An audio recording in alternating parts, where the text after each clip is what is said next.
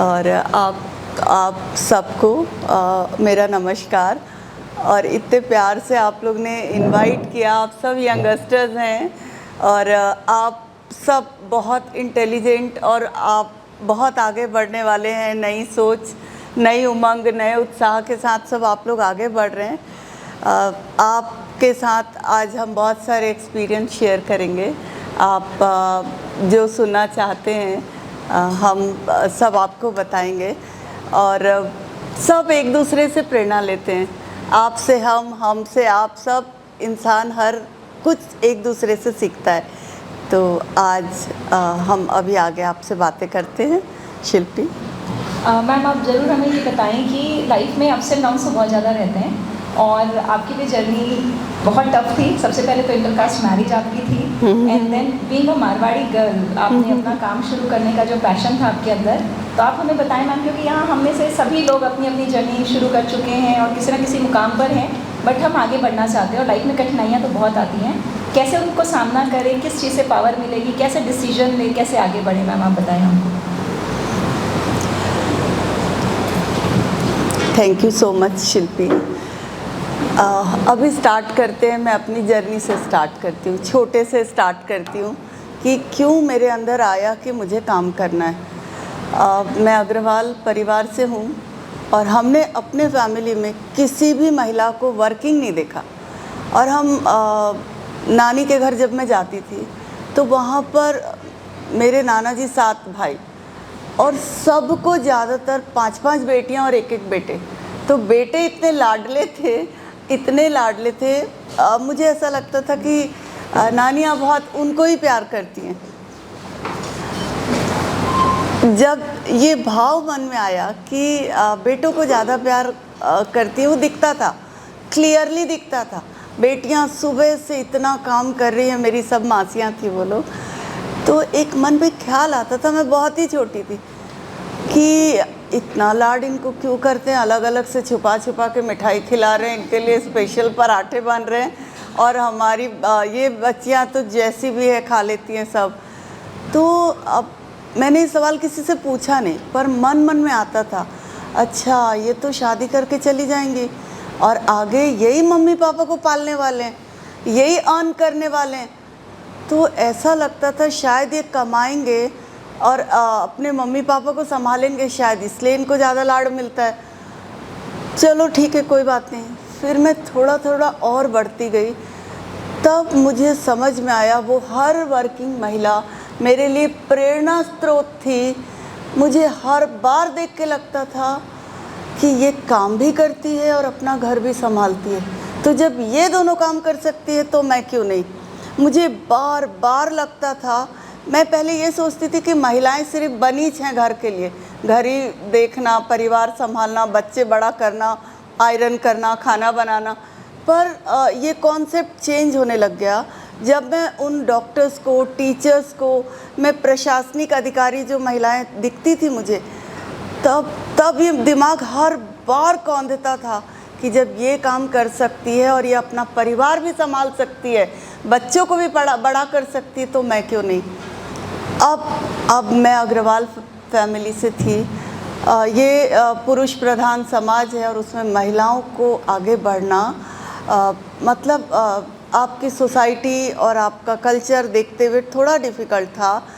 पर ये सबसे शुरुआत की बात है, मैं जस्ट फर्स्ट ईयर में थी, 16-17 साल की रही होंगी। मेरे ही फैमिली, मेरे ही कॉलोनी में एक दीदी थी जो आज भी मेरे लिए प्रेरणा स्रोत है। जस्ट मैंने सुना, अरे दीदी आरगंडी के फ्लावर सिखा रही है, तो मैं अपनी मम्मी से बोली, माँ मुझे भी तो आता है, मैं भी सिखाऊंगी। तो मेरी मम्मी डिसीज़न मेकर तो थी नहीं, वो मेरे को अपनी बड़ी माँ ताई जी के पास भेज दी, भाई ताई जी बोलेगी तो तू सिखा ले। मैं, ताई जी नीचे रहती थी, मैं दौड़ के गई, ताई जी मुझे तो सिखाना है, तो सिखा ले। वो इनोसेंटली बोली, सिखा ले, क्या हर्ज है। तो मैं, अब आएगा कौन, अगला सवाल, आएगा कौन सीखने। तो हम स्कूल जाते थे तो एक नवभारत प्रेस पढ़ता था। दूसरा चैलेंज मेरे सामने था, पता नहीं ये बात क्यों अंदर कूट कूट के भरी थी, मांगने से मरना भला। मैं तो आज भी प्रे करती हूँ, ईश्वर मुझे कभी इस स्थिति में मत लाना कि मेरे हाथ किसी के आगे फैले तेरे सिवाय, सिर्फ तेरे सिवाय मैं हाथ फैलाऊं, बाकी मेरा हाथ हमेशा देने वाला रहे, कभी लेने वाला ना रहे। तो आज भी मेरे मुंह से नहीं निकलता है, चाहे पति हो, चाहे पिताजी हो, चाहे बेटा हो, कि मुझे कुछ चाहिए, मुझे किसी से कुछ नहीं चाहिए, सिर्फ एक ईश्वर से, उसी के आगे मैं प्रे कर सकती हूँ। तो बस बहुत हिम्मत करके मम्मी से बोला, मम्मी सिर्फ 50 रुपये दे दो, मुझे प्रेस जाना है। और मैं अपने छोटे भाई को, जो आज मेरा भाई डॉक्टर है, ऑर्थोपेडिक सर्जन है, उसको मैंने लिया, हम चले गए, हमें कुछ नहीं पता आगे। तो हम जाके बोले भैया विज्ञापन छपाना है, तो बोलता है मैटर बना कर लाए हो, तो हमें तो पता नहीं था। मैंने कहा चलो लिख दो, रंग बिरंगे आकर्षक फ्लावर सीखिए, और अपना एड्रेस बता दिया। वो दिन से जर्नी शुरू हुई और मेरे पास सिर्फ 50 रुपये था, मैंने उसको दे दिया। उसके बाद से लोगों की भीड़ शुरू हो गई हमारे घर में, लोग आने लगे। अब मेरे को और उत्साह कि मुझे अब आगे सीखना है। और रायपुर नानी का घर था, मेरी पहली गुरु मेरी माँ थी, इतना सपोर्ट किया उसने, इतना सपोर्ट किया। मैं माँ से बोलती थी माँ अब अगला सीखना है, कैंडल मेकिंग सीखनी है, फिर साटिन रिबन के फ्लावर सीखने हैं, फिर फॉयल पेंटिंग सीखनी है। मैं सीखती थी और इधर सीधा ऐड लगा देती थी। अब मुझे समझ आ गया था कि कैसे लोग आएंगे। फिर एक बार मैंने कुकिंग, बेकिंग, आइसक्रीम भी सीखी। स्वीट डिशेज़ में बंगला स्वीट डिशेज़, बंगाली मिठाइयाँ बहुत कठिन होती हैं, तो मैं वो नानी के घर आती थी, तुरंत जाती थी सीखने। अब सीख के गई, मेरी मम्मी बोली बेटा एक बार प्रैक्टिस तो कर ले। मैंने कहा नहीं मम्मी मैं सिखा लूँगी। कॉन्फिडेंस लेवल बहुत हाई था शुरू से। तो मैंने वो सिखाना शुरू किया। रसगुल्ला फटेगा ही ना, और क्या होगा अगर ज़्यादा होगा तो फट जाएगा, तो इतना ही बिगड़ेगा, और तो कुछ है नहीं ऐसा। तो उसी समय बिलासपुर कलेक्टर की वाइफ वो आई थी, और मैं 18 साल की रही होंगी। तो वो बोलती कौन सिखाएगा? मैंने कहा मैं सिखाऊंगी। आप सिखाओगे? तो मैंने कहा क्यों, मैं नहीं सिखा सकती क्या? तो नहीं सिखा सकते। मतलब सब बड़ी बड़ी लेडीज़ भी आती थी, और मैं फोकस पूरा काम पे था, ध्यान इधर उधर कहीं नहीं था। जो उस टाइम मन चंचल होता है, इधर ध्यान, बॉयफ्रेंड की तरफ ध्यान, पिक्चर की तरफ ध्यान, वो सब नहीं था। फोकस थी काम में, और एक लगन थी कि मैं कभी किसी के ऊपर बोझ ना बनूं। मुझे इतना लगता था कि मेरे कारण किसी को तकलीफ़ नहीं होनी चाहिए, किसी भी हालत में मैं किसी के दुख का या तकलीफ़ का या बोझ का कारण न बनूं। तो मुझे अब काम मेरा बढ़ना शुरू हो गया। बड़ा घर था हमारा, चारों तरफ स्टूडेंट, इस कमरे में भी, इस कमरे में भी, इस कमरे में भी, हॉल में भी, पर्ची में भी, सब क्लासेस चल रही। अब मेरे भाई, 2 भाई मेरे बोलते थे तू पूरी जगह रख लिए, हम कहाँ जाए, हम कहाँ बैठे? तो मैं बोलती थी छोटा सा ड्राइंग रूम, तुम उधर जाओ। तो कहने का मतलब है कि इतने अच्छे से सब क्लासेस चल रही थी, मैं आगे बढ़ती गई। इसी बीच मुझे एमफिल करने सागर जाना था। मैंने एमए कर लिया। एमफिल करने तो मुझे एक ये था कि मुझे आईएएस बनना, बड़ी उस समय लगन थी कि बनना है, और मैं इसी के लिए सागर भी गई, 4 मंथ रही। और उसी बीच मेरा अपॉइंटमेंट आ गया। उस समय इमरजेंसी अपॉइंटमेंट्स हुए थे गवर्नमेंट कॉलेजेस में, गवर्नमेंट गर्ल्स डिग्री कॉलेज में। मैं एज अ असिस्टेंट प्रोफेसर मेरा हो गया सिलेक्शन। तो मेरे को मम्मी बताई कि बेटा आपका तो अपॉइंटमेंट आ गया है, और खुशी का ठिकाना नहीं, इतनी खुशी। मैं तुरंत वहाँ से पैकअप की सागर से, और वापस मम्मी पापा से बोली मैं वापस आ रही हूँ। पूरा सामान पैक करके, मुझे अब एमफिल नहीं करना था, अब मुझे जॉब ज्वाइन करना था। अभी पापा ने बोला, जब मैं अब जाने के लिए तैयार होने लगी, पापा मुझे पेंड्रा रोड में मेरी फर्स्ट पोस्टिंग थी, तो पापा ने बोला बेटा हमारे में नौकरी नहीं करते हैं। तो मैंने बोला पापा बुरा वक्त बता के नहीं आता है, और जब ये वक्त आता है तो अपने भी धुतकार देते हैं, और मुझे सिर्फ मेरे ब्रेन और मेरे हाथ पे ही भरोसा है। मैं तो काम करूँगी पापा, मुझे मत रोको, मुझे जाने दो। तो लकीली हमारे ताऊ जी, मेरे पापा के सगे बड़े भाई पिंडरा में थे, वो ताऊ जी आए थे और ताऊ जी ने समझाया तू चिंता मत कर, मैं हूँ, ये वहाँ पर पढ़ाएगी। तो मुझे बहुत खुशी और मैं इतने दिल से पढ़ाने लगी। इस बीच मेरी पहचान हो गई थी। अभी जो मेरे हस्बैंड हैं अनिल टुटेजा, वो पंजाबी हैं, मैं अग्रवाल हूँ। और एमए प्रीवियस की बात होगी जब मैं ये तैयारी सोच रही थी करने की, और मैं थोड़ा बहुत चेस खेल लेती थी क्योंकि अपने भाइयों के साथ ही खेलती थी। तो मेरा भाई हमेशा मेरा नाम भी लिखवा देता था। जब भी चेस टूर्नामेंट होता था मैं बोली मेरा नाम क्यों लिखवा देता है? तो बोलता है क्या हुआ, जीत जाएगी ना, महिलाओं में कोई कंपटीशन थोड़ी होता है। तो बस, और वो उसमें तो मैं जीत ही जाती थी क्योंकि फीमेल बहुत कम चेस खेलती हैं। तो वहाँ पे परिचय हो गया था। यह मेरा भाई बोला ये अनिल टुटेजा है, टॉपर है, तो परिचय था। तो अब मैम उनको हराया कि नहीं आपने? मैंने नहीं, तो हारता तो खैर कोई भी नहीं है, लेकिन ये जीत हार की बाजी तो नहीं है। लेकिन लाइफ अच्छे से चले, हम खुश होके चलें, एक दूसरे को सपोर्ट करते हुए चलें, एक दूसरे का रेस्पेक्ट करते हुए चलें, ये लाइफ है। थोड़ी सी ज़िंदगी है, इसमें क्यों सब खुश होके आगे बढ़ें। तो बस मैंने कॉलेज ज्वाइन कर लिया। अब थोड़ा सा टेंशन तो था। पापा ने बोला कि मैंने बोला पापा मुझे और रिश्ता देखने आ रहा था, तो मैं नहीं चाहती थी कि मैं किसी को ना बोलूं, और मैं कोई नहीं होती हूं किसी की इंसल्ट करने वाली।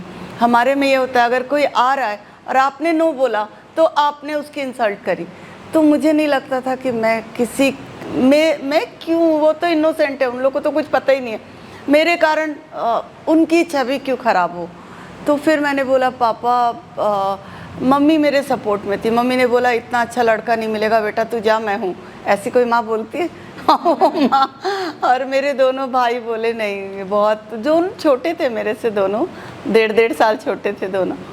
जो खैर डेस्टिनी में जो लिखा होता है वो होता है। और फिर हमने शादी कर ली और मैं फिर रायपुर आई।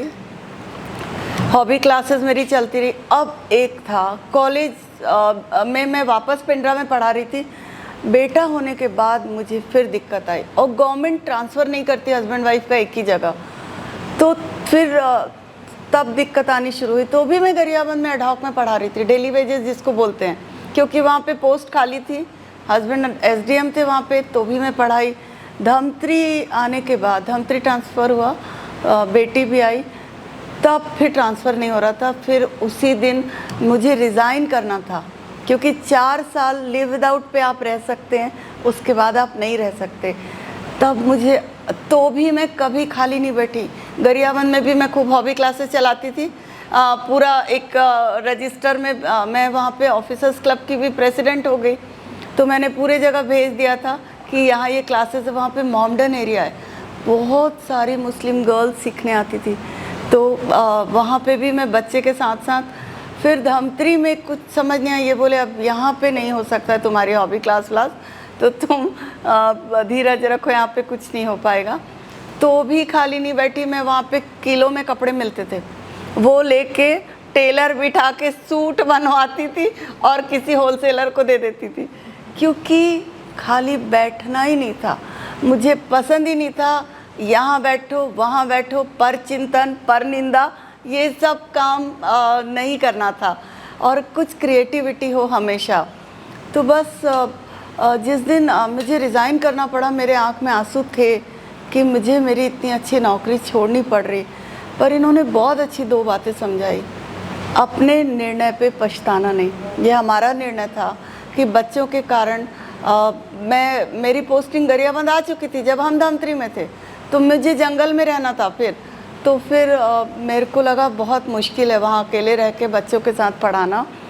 तो बहुत अच्छी लाइन थी, अपने निर्णय पे पछताना नहीं। दूसरी लाइन थी, तुम जो चाहे वो कर सकती हो। ये लाइन इतनी पावरफुल लाइन थी कि मैंने तो उस लाइन को एकदम आत्मसात किया और तुरंत मैं सोचने लग गई कि अब मुझे क्या करना है। तब हम धमतरी में थे, मेरी बेटी उस समय 8-9 महीने की थी और बेटा मेरा पौने 4 साल का होगा। हमारा ट्रांसफ़र हुआ 3 महीने बाद ही, उसके बाद हम रायपुर आ गए। और तब से मेरा ब्रेन लगातार सोच रहा था कि मैं ऐसा कौन सा काम करूं जिससे मैं अपने बच्चों को भी देख सकूं और मैं काम भी करूं, क्योंकि मैं 1 सेकंड भी खाली नहीं बैठ सक रही थी। और आते ही साथ मेरे लंबे लंबे बाल थे, मुझे सब जानते थे, मीनाक्षी, लंबे बाल वाली मीनाक्षी, बहुत लंबे बाल के नाम से ही जानते थे। और इस इंडस्ट्री में आने के बाद तो धीरे धीरे अब मैं शॉर्ट वाली हो गई। तो हम यहाँ आए और वहाँ पे हमें 8-10 प्यून थे, इतनी सुविधा थी धमतरी में जब थे। और यहाँ पर आए तो प्यून वगैरह एकदम से नहीं मिल पाते, 1-2 मिले थे। और मेरी बेटी के लिए मैंने एक नोनी रखा था। अब मैंने एक बोला कि मुझे ये हेयर बाल कटाने दो, मैं खाना बनाऊं कि बच्चे देखूं कि बाल देखूं, मेरे को कुछ समझ नहीं आ रहा है। तो मैं हेयर कट कराने गई। मेरी पहली गुरु सुनंदा चौधरी मैम, जिनका शहनाज सलून ब्यूटी पार्लर तब बोला जाता था। तो मैं कटिंग कराने गई तो मैं दंग रह गई देख के, ये इतनी बड़ी इंडस्ट्री हो सकती है। ये अच्छा बड़ा हॉल था, ऐसा ही हॉल होगा, इसमें पूरा सब कटिंग चेयर्स और थी। और मैंने पहले कटिंग कराई कि थोड़ा सा हेयर कट कराया। फिर मैंने कहा मैम मुझे सीखना है, आप क्या फ़ीस लेते हैं आप मुझे बताइए, मैं तुरंत इमीडिएट ज्वाइन करना चाहती हूँ। तो उन्होंने उस टाइम फ़ीस होती थी 6,000, ये बात है 1996 की बात है तब। तो अब मुझे तो सीखना था ही, मैंने ठाना हुआ था कि मुझे काम तो करना ही है। तो अब चैलेंज था बच्चों को कैसे लेके किया जाए। और बेटा तो स्कूल जाने लग गया था, लेकिन बेटी बहुत छोटी थी। मैं उसको लेकर आती थी और वो बाहर उनके गार्डन में खेलती थी और मैं तब अंदर सीखती थी। और मैं उसको अंदर भी नहीं लाती थी कि मेरे कारण इनका सैलून डिस्टर्ब नहीं होना चाहिए या मेरी बच्ची के कारण इनको तकलीफ़ नहीं होनी चाहिए। तो वो नोनी उसको रखे बाहर गार्डन में रखती थी और ये मुझे छोड़ते हुए जाते थे और वापस 2:30-3 बजे जब ऑफिस से लौटते थे तो मुझे ले लेते थे। अब आप देखिए, आपको सवेरे नाश्ता भी बना के रखना है, लंच भी रेडी करके रखना है और आपको फिर आना है। तो जब हम कोई चीज़ चाहते हैं ये करना है और हम शिद्दत से चाहते हैं तो अपने आप बॉडी एक्टिव होकर वो काम करने लगती है। तो बस मैं सीखते गई और 6 मंथ सीखा मैंने, अच्छे से सीखा।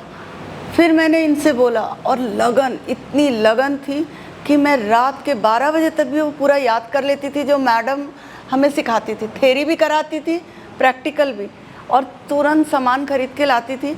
और सारी अड़ोसी पड़ोसी और जितने ऑफिसर्स जो थोड़े से हमारे परिचित थे, मैं उनको फ़ोन करके बुलाती थी, मैम आइए ना, आपके ऊपर फेशियल करना है, मैम आइए ना, आपके ऊपर ये करना है। तो वो मेरा सहर्ष स्वीकार करती थी। और आपको मैं बता रही हूँ, जब हम कटिंग सीखते थे, हस्बैंड का भी बहुत सपोर्ट था। और मैं जो झुग्गी बस्ती है ना, वहाँ से बच्चियाँ लाती थी और उनको मैं पोहा भी खिला रही हूँ, चाय भी पिला रही हूँ, उनको मैं टॉफ़ियाँ भी देती थी और बराबर ला के अच्छे से हेयर कट करके वापस छोड़ के आती थी कि कुछ सीखने की लगन थी। और मैं भाई को बोलती थी मैं तुझे पैसा भी दूंगी, तू मेरे से थ्रेडिंग करा ले। तो मतलब आपको भाई देखो, ये सीख लिए तो आप सब सीख लिए। और जब हमारे साथ वहाँ पे 5-6 बच्चियाँ और सीख रही थी और वो थी, तो मैं बोलती थी आप मेरे से थ्रेडिंग कराओ ना। एक मैं आपको बोलती हूँ कि मैं बिगाड़ूंगी नहीं, धीरे धीरे करूँगी लेकिन बिगाड़ूंगी नहीं। तो जिस दिन मैंने पहली थ्रेडिंग करी, इतना डांस क्यों, खुशी के मारे इतना डांस क्यों कि मुझे आ गया थ्रेडिंग। तो अब ये समझ में आपको काम आपका खुशी देता है। तो जब आपको ये लगने लगता है अरे ये तो मुझे आ गया, आपको वो ट्रिक पता चल जाती है कि आप ऐसे कर सकते हैं। तो बस फिर मैंने अपना सैलून स्टार्ट करना था। तो मैंने बोला कि अब मेरा कोर्स पूरा हो गया है, मुझे अब एक कमरे में, छोटे से कमरे में स्टार्ट करना है। ये बोलते इतने छोटे छोटे बच्चे, तुम अभी सैलून स्टार्ट करोगी? तो मैंने कहा ये जब बड़े हो जाएंगे तो मैं बड़ी हो जाऊंगी और मेरा उमंग उत्साह ख़त्म हो जाएगा, मैं कुछ नहीं कर पाऊंगी, फिर आप बोलोगे भी तो मैं कुछ नहीं कर पाऊँगी।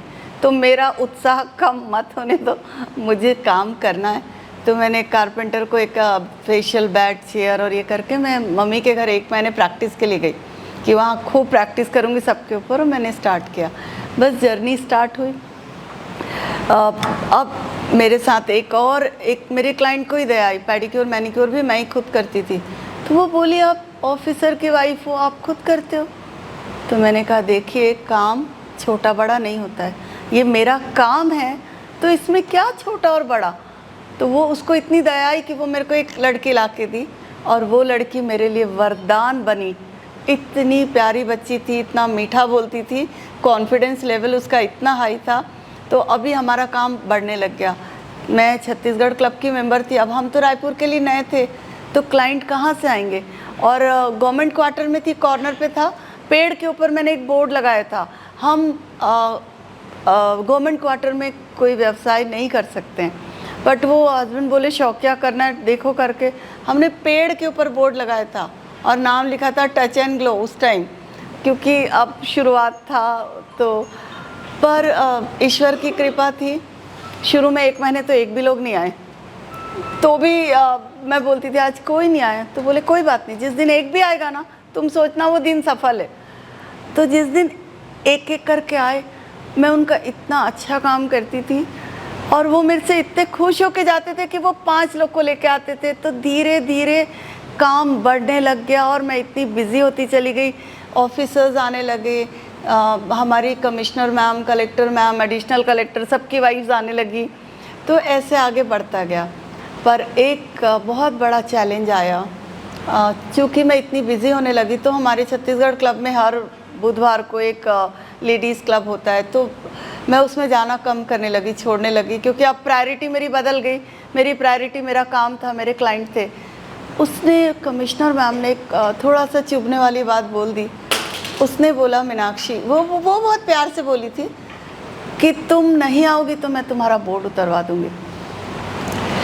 इतनी लग गई ये बात, इतनी लग गई कि मैं बाथरूम में जाके कितनी देर तक रोई हूँ, और चुपचाप पीछे के दरवाजे से मैं वापस घर आ गई। आके मैं पियून को बोली सबसे पहले तो ये बोर्ड उतार, मुझे सरकारी घर में कोई काम नहीं करना है। 3 दिन तक मेरे आंसू बंद ही नहीं हो रहे थे। मैंने कहा अब भी ढूंढो, मैं किराए के घर में काम कर लूँगी, बट मैं नहीं करूँगी, मैं किसी का एक शब्द नहीं सुन सकती हूँ। तो शायद बोलते हैं ना कि ये जो बात आई ये आपको आगे बढ़ाने के लिए थी, और अगर वो शायद नहीं आज भी मैं उनको दिल से शुक्रिया करती हूँ कि उन्होंने ये बोला, तो मेरा एक टर्निंग पॉइंट आया और हमने खोजना शुरू किया जगह। बस फिर ये सिविल लाइन में जहाँ आज हमारा सैलून है, डॉक्टर फरिश्ता हमारे दोस्त, इनके दोस्त थे, और वो भी हमारे साथ ढूंढ रहे थे, वो भी देख रहे थे कहीं पे अच्छा, लेकिन कहीं से अचानक इनको पता चला ये ज़मीन जा बिक रही है। तो कैसे भी करके डॉक्टर साहब से रिक्वेस्ट किया कि आप इसमें 10 रुपये मुझसे और ज़्यादा ले लो स्क्वायर फीट, लेकिन ये मुझे ही चाहिए। और फिर हमने वहाँ पे स्टार्ट किया, जर्नी आगे धीरे धीरे बढ़ती गई। पर इसमें सबसे बड़ी बात है आपका मीठा बोलना, आपका व्यवहार। देखो सैलून बहुत हैं, पर यदि आपके व्यवहार में मिठास है, प्रेम है, और आप रेस्पेक्ट से क्लाइंट को अटेंड करते हो, तो वो काम 19-20 चल जाता है। लेकिन यदि आप क्लाइंट आपके पास आ रहा है, तो यदि हम बहुत व्यवहार अच्छा रख के काम करते हैं, हॉस्पिटलिटी का गुण बहुत अच्छा होता है, तो डेफिनेटली हम आगे बढ़ते चले जाते हैं। और आपको दूसरी चीज़ होती है टीम मैनेजमेंट। आपकी टीम भी आपके जैसा व्यवहार करे। और देखिए अब हमारे इसमें तो कोई ऐसा ट्रेंड नहीं होता है, ना कोई ऐसा कुछ बना होता है कि आपको इसी जैसा, भाई होटल इंडस्ट्री, होटल मैनेजमेंट, उसमें एक एक चीज़ बनी हुई है। पर हमारी इंडस्ट्री तो वो उस फेज़ में थी कि लोग उसको अच्छी नज़र से देखते ही नहीं थे। कितने लोगों ने मुझे सुनाया तुम नौवागिरी करोगी, नाव का काम करोगी। तो मैं चुप हो जाती थी। मैंने कहा बोलने दो, काम काम होता है। और आज ये हालत है सारी MBA की हुई गर्ल्स, इंजीनियर गर्ल्स सब इस लाइन में आ रहे हैं। तो अभी पहले एक रसोइया को रसोइया बोलते थे, आज उसको शेफ़ बोलते हैं। पहले नाउ बोलते थे, आज उसको हेयर ड्रेसर बोलते हैं। तो इंसान अपनी वैल्यू खुद बनाता है। काम आप कितना ऊपर अच्छा काम करें, आप अपनी वैल्यू खुद क्रिएट करते हैं। तो अभी चैलेंजेस भी थोड़े थोड़े आते रहे। कुछ ऐसी मैनेजर निकल गई जो पूरा गल्ला ही पार कर देती थी, तो समझ में नहीं आता था कैसे मैनेज करें इनको। फिर क्लाइंट बोलता था मैम मैंने तो पेमेंट की, और वो लड़की बोलती थी नहीं किया। अब मैं किसकी मानूं? मैं स्टाफ की मानूं कि क्लाइंट की मानूं? पर क्लाइंट तो भगवान है, आपको तो उसी की माननी पड़ेगी। बहुत छोटे छोटे चैलेंजेस तो बहुत आते चले गए। स्टाफ बहुत सारे ये आए कि वो क्लाइंट यहाँ से छुट्टी लेके घर घर जाके सर्विस दे रहा है, जबकि इधर पीक सीज़न है। तो तब आप कैसे मैनेज करो? फिर आपका जो स्टाफ है उसको भी ग्रोथ चाहिए, उसको भी सम्मान चाहिए, उसको भी आपको पूरी सुविधा देनी चाहिए। तो एक दैनिक भास्कर में रोज़ डॉक्टर रघु रमन का मैनेजमेंट फंडा आता है। मैं डेली वो पढ़ती थी कि कैसे, देखिए मेरी ताकत, मेरी सेना तो मेरी टीम थी। इन टीम को कैसे मैनेज करूं, कितना इनको प्यार से रखूं, कितने सिर्फ रखना ही नहीं, उनको और स्किल्ड भी करते जाना है, उनको और उसी की ट्रेनिंग भी कराते जानी है, उनको व्यवहार भी सिखाना है। और आज मीनाक्षी की सबसे बड़ी सफलता की जो कुंजी है वो है हमारी हर टीम। आप किसी भी बच्चे के ऊपर हाथ रखेंगे, कोई 20 साल है, कोई 24 साल से, कोई 18 साल से है, आपने अगर ये सीख लिया स्टाफ रिटेन करना, तो आप बड़ी से बड़ी सफलता हासिल कर सकते हैं। तो मुझे समझ में आने लग गया कि इनको कैसे रोक के रखा जाए। तो एक बार हमारी एक मैम आई थी, भारती तनेजा, वो मेरी गुरु थी, वो रायपुर आई थी। हमने ही सेमिनार उनका ऑर्गेनाइज़ कराया था स्किन ट्रीटमेंट पे और मेकअप पे। तब मैंने एक बात उनसे पूछी थी कि मैम ये गर्ल्स सीख सीख के अपना खोल लेती हैं या घर घर जाके, इनको कैसे रोका जाए? एक लाइन इतनी सुंदर बोली थी उन्होंने, मीनाक्षी इन सबका तुम पेट भर के रखो। पेट भर के रखो मतलब अच्छी सैलरी दो, अच्छे से सैलरी दो, तो ये आपको कभी छोड़ के नहीं जाएंगे। वो दिन से मैंने स्टार्ट किया कमीशन सिस्टम, इंसेंटिव सिस्टम सीखा। मुझे रात भर एक दिन नींद नहीं आई कि अभी हमारा स्टाफ 2 फेशियल करता है, मैम हाथ दुख रहा है, मैम पेट दुख रहा है। तब मुझे लगा ये ऐसे करेंगे तो कैसे काम चलेगा? अब क्या किया जाए कि पर क्लाइंट इनका इंटरेस्ट जुड़ा हो। भाई इनको सैलरी तो जो मिल रही है वो मिल ही रही है, पर हर कस्टमर के सामने ये उतने ही उत्साह से और उतनी एनर्जी से आए। क्या किया जाए? रात भर नींद नहीं आई, मैं सोचती रही क्या करूं कि हर क्लाइंट को ये उतनी एनर्जी से अटेंड करें। अब मुझे दिमाग में निकला कि हर क्लाइंट का ये जितना काम करती है ना, उस पर इंसेंटिव दिया जाए। 2% मैंने स्टार्ट किया। अब मैंने सुबह मीटिंग ली, अरे वो इतनी खुश कि हमें अब उनका पेट दर्द गायब, हाथ दर्द गायब, सिर दर्द गायब, सब गायब। और आज तक दौड़ दौड़ के क्लाइंट लेते हैं टारगेट्स पूरे करने कंपनी के। तो आप कैसे कर सकते हैं? इतनी सुंदर लाइन थी उनकी।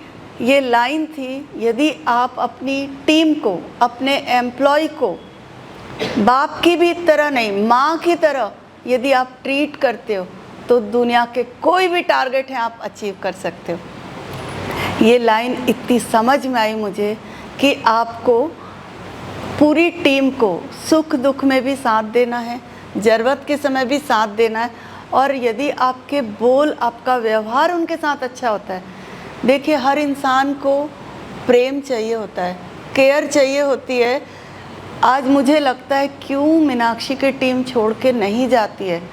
आप एक बार सैलून आएंगे, आप किसी के ऊपर भी पूछेंगे, कोई 18 साल, कोई 20 साल, कोई 13 साल, आप बॉम्बे के बड़े बड़े आते हैं सब हमारे पास, कंपनी मैनेजर्स और सब कंपनी के बंदे, वो बोलते हैं मैम ऐसी क्या बात है जो ये टीम छोड़ के जाती नहीं आपको?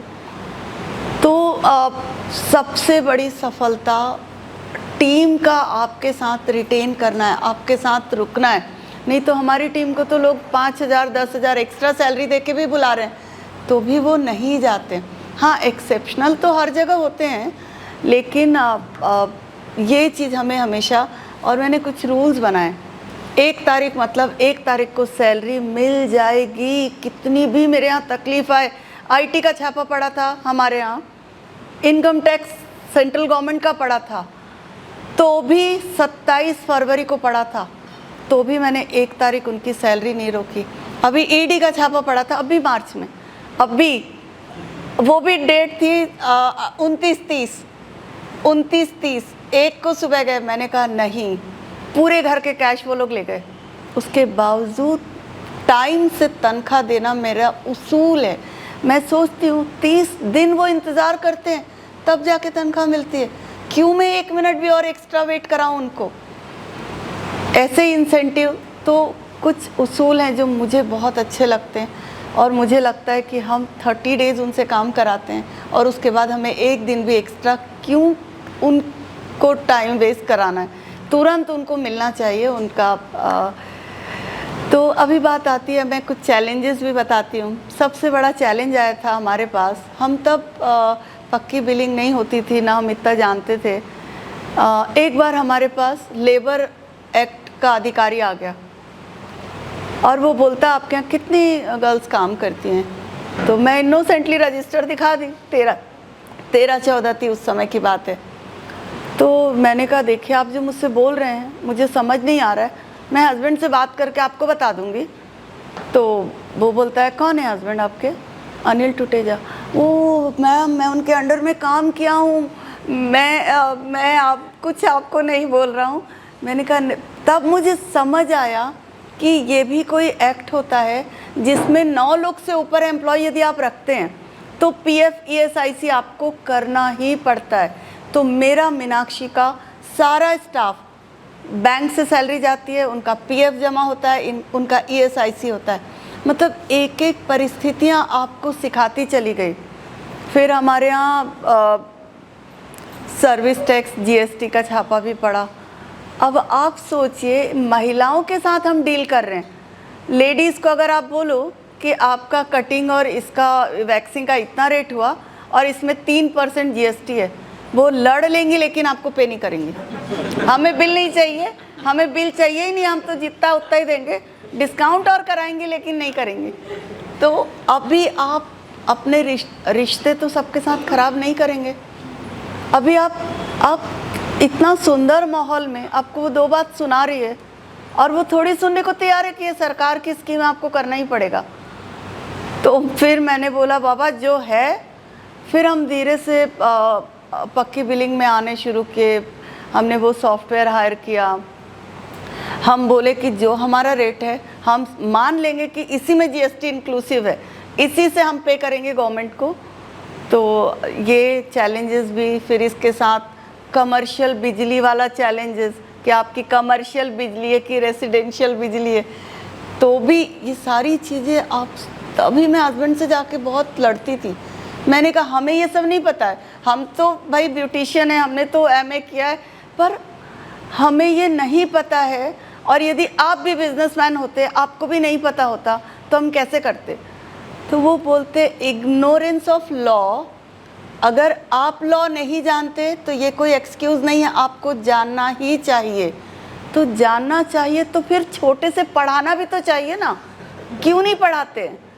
तो आप, मुझे लगता कि 5th-6th क्लास से कंपलसरी सब्जेक्ट कर देना चाहिए कि आपको हमारे कानून पता होने चाहिए कि हम कितने के ऊपर इनकम टैक्स पे करें, कितने के ऊपर हम इनकम टैक्स, GST, TDS, बहुत सारे, इतने सारे हैं कि आप इसी में उलझ के रह जाएंगे। अगर आपको नहीं ढंग से पता है, आप व्यापार नहीं कर सकते। क्योंकि अगर आप ऊपर आना चाहते हैं, बड़ा व्यापार करना चाहते हैं, तो आपको पूरे नियम और कानून के साथ ही चलना पड़ेगा, तभी आप शांति से चल सकते हैं। तो बहुत सारे हर्डल्स आए और इसलिए भी और ज़्यादा है कि हस्बैंड ऑफिसर, उनके अब वो पॉलिटिकल प्रेशर भी इधर, तो उसलिए भी आए। कुछ इंसान की ह्यूमन नेचर होता है जेलस, तो उसके लिए भी मुझे और भी आए। लेकिन हर चैलेंजेस आपको और शक्तिशाली बनाता है, हर परेशानी आपको और मजबूत बनाती है, और आप और पक्के होके आप सामने आते हैं। तो ये सारे चैलेंजेस, तो इनकम टैक्स का हमारे यहाँ छापा पड़ना बहुत, और हमारे सैलून में तो उनको कुछ नहीं मिलता था। मेरे वेयर हाउस इंचार्ज को बोलता है वो इनकम टैक्स अधिकारी, कुछ तो निकाल, कुछ तो निकाल, क्योंकि सारा जो भी सामान आ रहा है, चाहे लॉरियल हो, चाहे शेरिल्स हो, चाहे कश्मारा हो, चाहे मेकअप प्रोडक्ट्स हो, सब टोटल पक्के में आता है। एंड पूरी टीम है, एक सीए है, एक अकाउंट ऑफिसर हमारे पास, एक वेयर हाउस इंचार्ज है, एक रिलेशनशिप मैनेजर जो होता है पीआरओ के लिए है।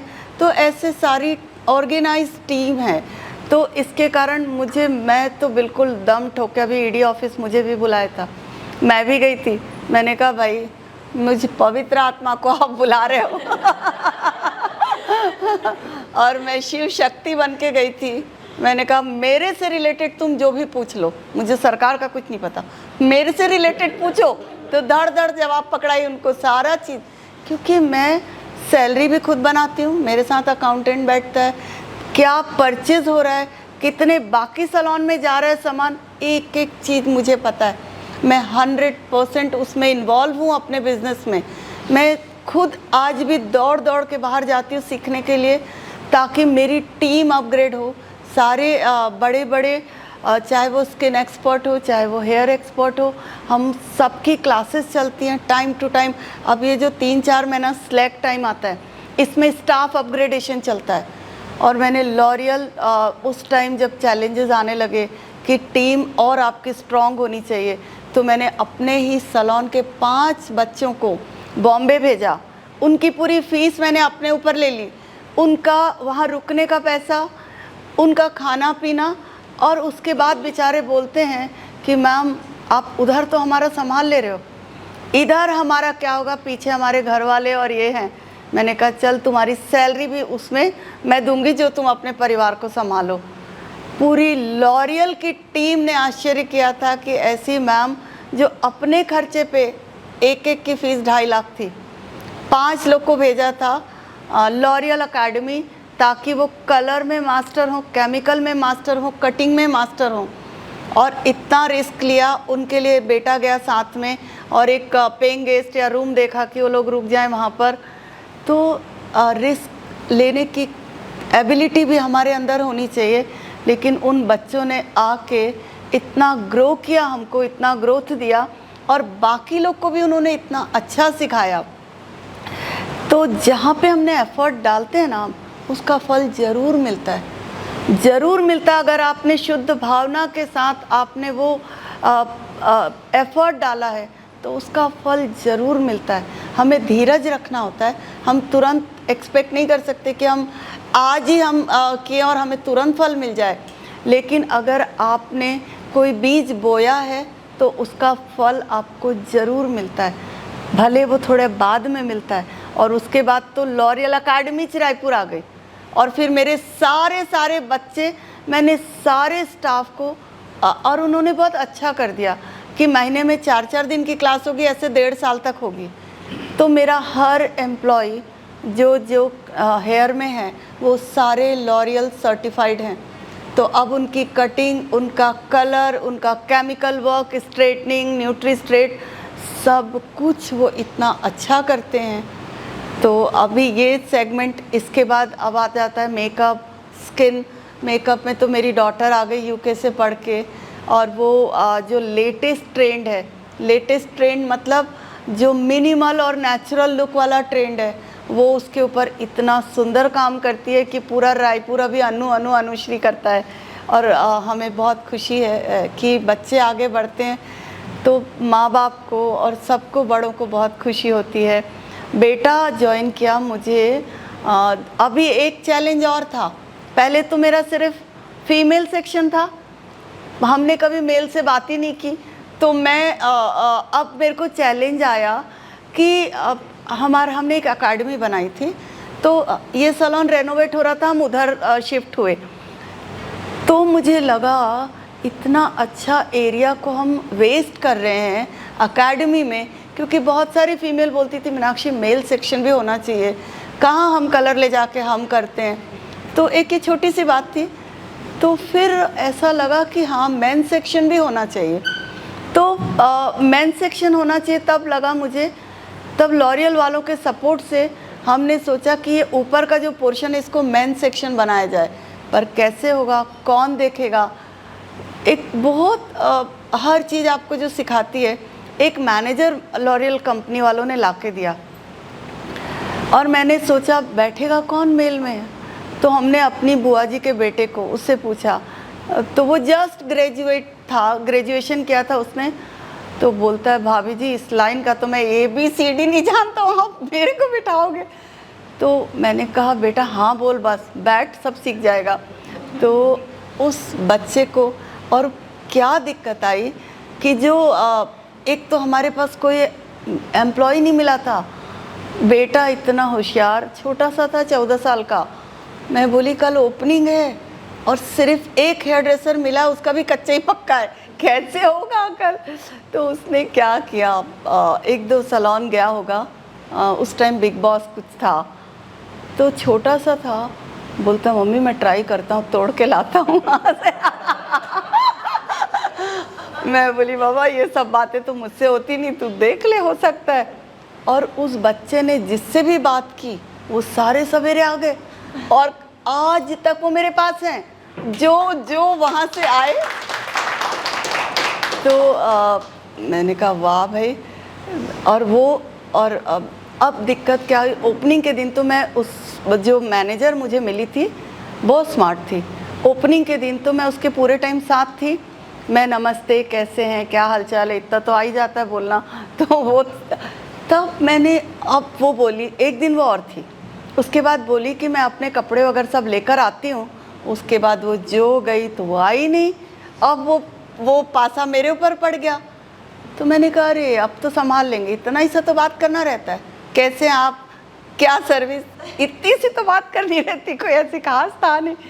पर वो बच्चा जिसको हमने वैभव को बिठाया वहाँ पर, एक क्वालिटी थी उसमें, बहुत वेल बिहेव्ड, हॉस्पिटलिटी का गुण इतना कूट कूट के भरा था कि हर क्लाइंट बोलते थे आपको इतना अच्छा मैनेजर कहाँ से मिला।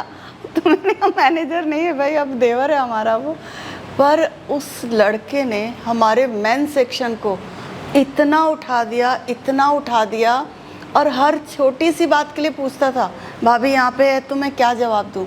तो वो 4-5 महीने में ट्रेंड हो गया कि कैसे क्लाइंट से बात करनी है, कैसे सजेस्ट करना है। और एक नया वेंचर हमारे लिए हो गया, अभी तक हम फीमेल में डील करते थे, अभी हम मेंस भी करने लग गए। अब ये भी हुआ, फिर अब एक और आया देवेंद्र नगर सैलून, वो बिक रहा था। यश को कहीं से खबर मिली कि वो सैलून बिक रहा है, मम्मी अपन ले लेते। मैंने कहा नहीं कर पाएंगे बेटा, ये एक ही में पूरा मेहनत हो जाती है। मम्मी ट्राई करते हैं ना। तो हम देखने गए, और वो डॉक्टर यहाँ पे भिलाई के डॉक्टर हैं, उनका था, वो नहीं मैनेज कर पा रहे थे, और उन्होंने खोल तो लिया था पर मैनेज बिल्कुल नहीं कर पा रहे थे। और बाहर से एम्प्लॉय ले आए थे, बड़े उससे खोला था, लेकिन खोलना एक बात होती है, उसको चलाना बहुत कठिन होता है। फिर हम गए वहाँ पर, हमने देखा, मैंने कहा किया तो जा सकता है पर कैसे होगा ये। कैसे भी करके यश ने हिम्मत की, हम पूरा उसको रेनोवेट किए। उसका नाम ख़राब था, हमने मीनाक्षी का नाम डाला। फीमेल, हमारी एक SOP है बिल्कुल कि फीमेल सेक्शन एक साइड, मेल सेक्शन एक साइड, और बीच में रिसेप्शन होता है, ताकि फीमेल अपने आप को सेफ फील करें। एक फैमिली सैलून है और बहुत संस्कार के साथ बहुत अच्छे से हम उसको मैनेज करते हैं। और मेरे पूरे स्टाफ को ये बात पता है कि अगर हम इतना सा भी गड़बड़ किए तो मैम 1 सेकंड में हमें फायर कर देगी। और ये सच्ची बात है, मैं कोई भी गलती, बड़ी गलती बर्दाश्त नहीं करती। 1 सेकंड में स्टाफ को आउट कर देती हूँ। जहाँ तक गलती टॉलरेबल है वहाँ तक मैं सहती हूँ, लेकिन कुछ ऐसी गलती है जो टॉलरेबल नहीं है।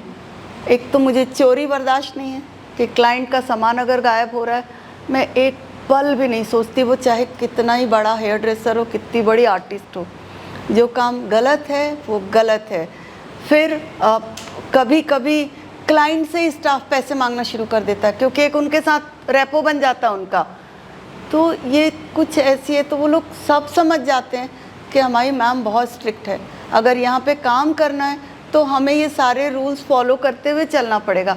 मैं दिखती नहीं लेकिन हूँ बहुत स्ट्रिक्ट मतलब जहाँ पे सच्चाई है, जो काम सही है वही हमें करके आगे बढ़ना है। तो बहुत अच्छा नाम लेके हम आगे बढ़े, हमने वो भी खोल लिया, और पूरा ख़राब सैलून था और उसमें लोग आने लग गए। और वो वैभव कब हमने इधर बिठाया, ऊपर वाला जो वैभव देख रहा था, हमने कहा भाई अब तुम इधर देखो, क्योंकि मैं तो इतना बैठ नहीं सकती। फीमेल मैनेजर्स को लाया, 1 साल मैंने बहुत मेहनत की उसके ऊपर। अब इधर भी देखती थी, उधर भी देखती थी, पर वो बढ़ता गया। अभी भी हम सॉफ्टवेयर में नहीं आए थे, इसके बाद आए थे, लेकिन वो उतना सफल नहीं हो पाया था। फिर हमने बिलासपुर भी डाल लिया, भिलाई। अब हमें समझ में आने लग गया था कि आप कैसे आपको टेक्निक समझ में आती। शुरुआत में आपको ज़्यादा मेहनत लगती है, जब आप वो ट्रिक पकड़ लेते हैं। तो फिर बिलासपुर, भिलाई, समता, हमने फिर ये 1-1 साल के अंतर में, 6-6 महीने के अंतर में हमने डाल लिया इसको। और टीम को भी हम लगातार ट्रेन करते रहे। और फिर बाद में जब कोरोना आया तो फिर हमें थोड़ा सा उस समय रुकना पड़ा कि अभी आगे अब जो है उसी को देखना है, क्योंकि वो बहुत बड़ा चैलेंज आ गया था। तो बस इस तरीके से हम चल रहे हैं, आगे भी चलते रहेंगे। और मन में ये तो था ही कि हम बहुत सारी ब्रांचेस और डालें, और हम डाल भी सकते हैं, लेकिन लाइफ हम जो सोचते हैं ज़रूरी नहीं कि वही हो।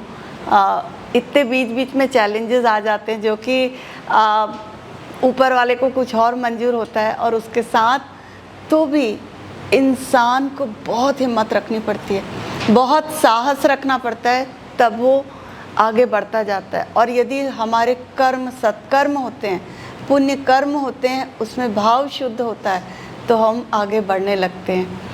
ये एक एस्पेक्ट था। अभी मैं आपको बताती हूँ, जो कि मैं अभी बहुत स्पिरिचुअलिटी से बहुत ज़्यादा जुड़ी हुई हूँ, और वो बहुत ज़रूरी है, क्योंकि इस भागती दौड़ती ज़िंदगी में क्या भौतिकता ही सब कुछ है, क्या पैसा ही सब कुछ है? नहीं।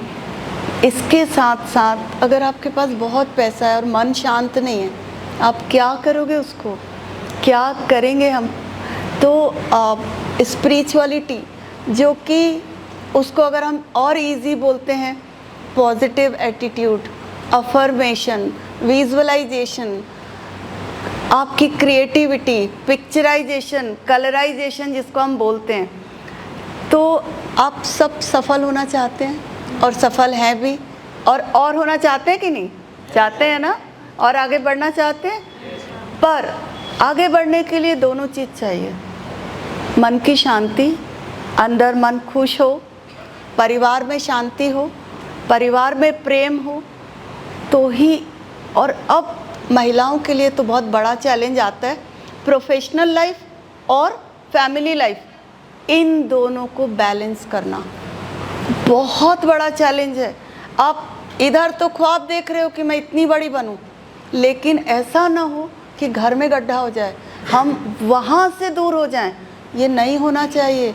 रूट तो आपकी परिवार है, ताकत तो आपका फैमिली है, दोनों को बैलेंस करके चलना है और बहुत प्यार से चलना है। मैंने एक ही बात समझी, मैं कभी भी सैलून से घर आती थी तो मुझे लगता था ये मेरा घर है, ये मेरा परिवार है, ये मेरे लोग हैं। मैं हमेशा ध्यान रखती थी कि मेरी ये ज़बान है वो हमेशा मीठी रहे। उन्होंने तो नहीं बोला मुझे कि तुम काम करो, मैं मेरी खुशी से कर रही हूँ।